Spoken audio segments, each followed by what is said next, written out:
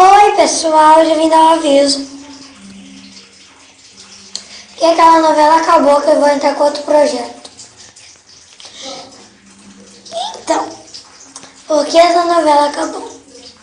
Vou explicar.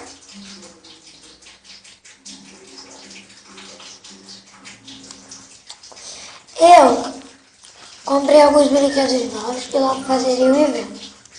E eles são perfeitos para outra ideia de novela que eu tive antes.